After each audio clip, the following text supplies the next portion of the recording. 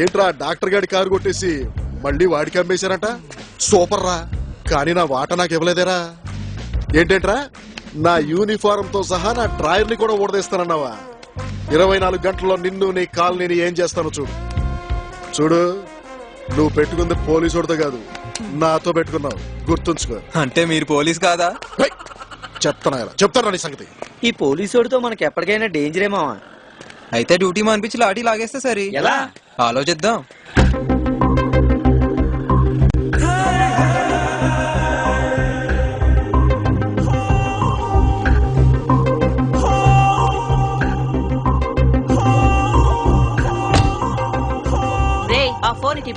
ఇదిగోమ్మా. తను మన ఎమ్మెల్యే గారి భార్య కదూ? చూస్తే తెలియట్లేదు, ట్రాక్టర్ కి ట్రాక్ సూట్ వేసినట్టు ఎంత ముద్దుగా ఉందో.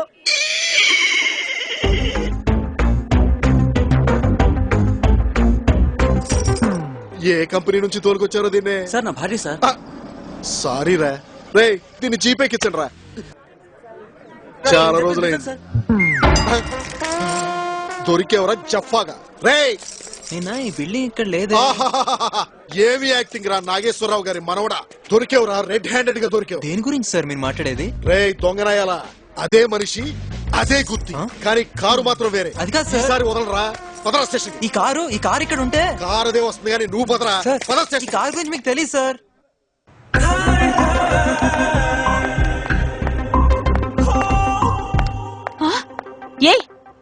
నాది ఇక్కడే ఉండాలేది. ఆ పెద్దది మీదే కదక్క. ఆ కార్ని ఆ సిఐ తీసుకెళ్ళాడు. నాదని తెలిసి కూడా చేయేశాడా? కాలు కూడా వెయ్యిపోతే మన ఖాళీ వచ్చి అడ్డుపడ్డాడు. అది ఎమ్మెల్యే గారి భార్య కారని కూడా చెప్పాడు.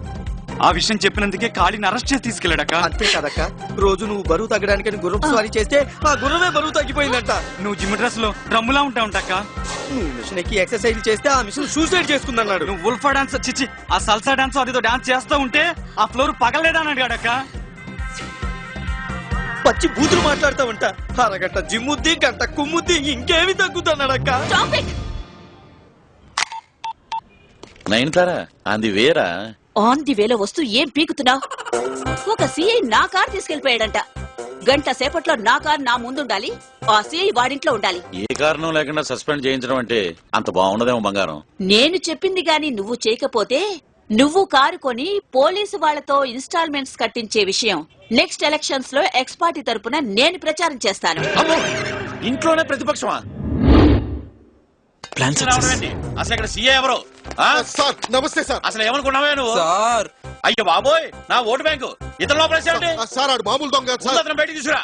బయటికి నా ఓటర్ ని లోపల పెడతారా? రాదాసు రా.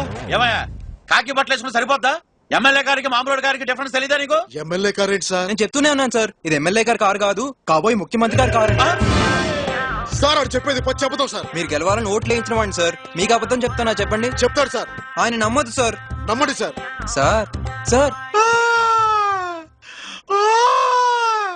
సార్ ఏంటిది చిన్నపిల్లోడ్లాగా? ఒరే నువ్వు నన్ను ముఖ్యమంత్రి అవుతానన్నది నన్ను కాకా పట్టడానికి అయితే కాదు కదా. ఈ మాత్రం దానికేనా మీరు ముఖ్యమంత్రి అవడం ఖాయం సార్. సార్ ఆడు చెప్పేది అబద్ధం సార్. వినారు సార్, మీరు ముఖ్యమంత్రి అవడం అతనికి ఇష్టం లేనట్టుంది సార్. అంటే అలా కాదు. నాకు మ్యాటర్ అర్థమైంది, ఏం చేయాలో నీకు అర్థమైందా? అర్థమైంది సార్.